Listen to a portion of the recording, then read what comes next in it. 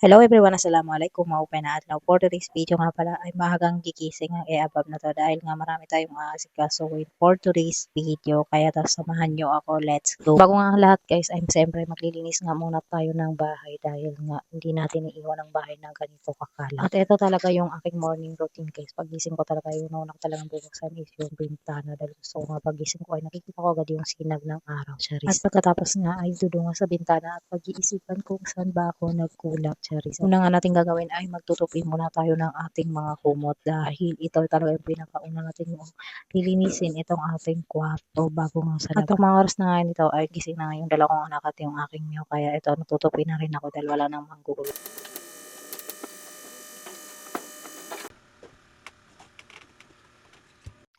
At pagpasensyahan nyo lang nga guys kayong sobrang ingay nitong video na to dahil nga nakandar yung aming electric pan na may tililing at sobrang ingay.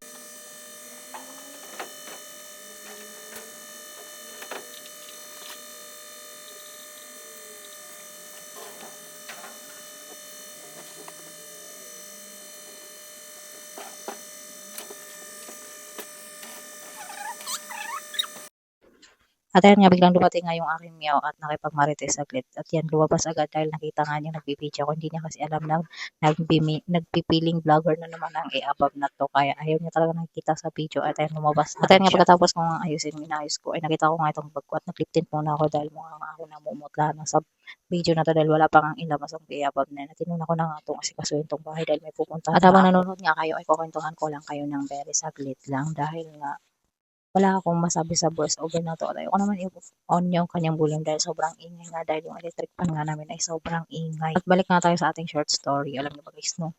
Hindi ko maalala yung date eh. Siguro dahil sa pagkabagok ng ulo ko, Charis. Hindi nga, yun dahil nga na-aksidente yung above nyo kasi nga, siyempre hindi natin talaga maiwasan yung aksidente pag talagang mangyayari yan. So, nangyari kasi is, habang paliko nga ako ay nasemplang ako doon sa may mga graba. At alam niyo ba guys, sobrang na-trauma ko dahil first time kong nasemplang ng ganun kalala talagang yung as in yung mukha ko talaga yung una kung tinawakan is yung mukha ko sabi ko Allahu Akbar yung mukha ko. Siyempre alam naman natin lahat na tayong mga babae is pinaka-insecurity talaga natin is yung mukha natin masira or ganyan. So yun talaga yung una ko naisip yung mukha ko.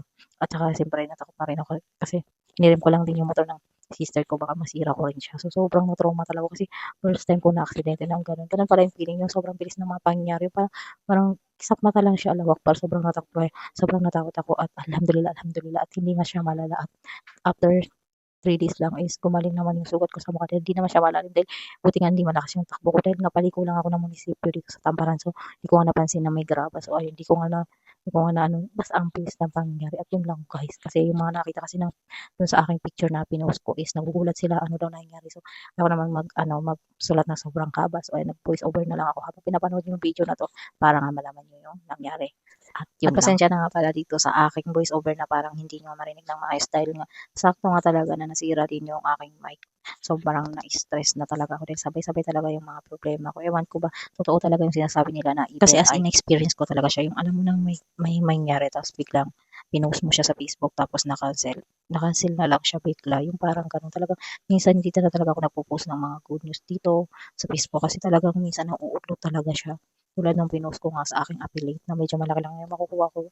Pero mashallah, subhanallah. Na-cancel na lang talaga siya ng biglaan kaya sobrang sad kaya minsan talaga naiisip ko wag na lang akong mag-post pero hindi naman pwede dahil monetize na tayo sayang naman yung kikitain natin dito sa Facebook dagdag na rin yun what if may mag-boom or kaya mag-viral di ba kailangan natin lalo na sa ating solo parent na kailangan ng support kasi walang sumusuporta kaya talaga napipilitan talaga tayo kahit ayaw natin is napipilitan talaga tayo na gawin yun kasi yun yung magiging way na makaluwag tayo parang ganun.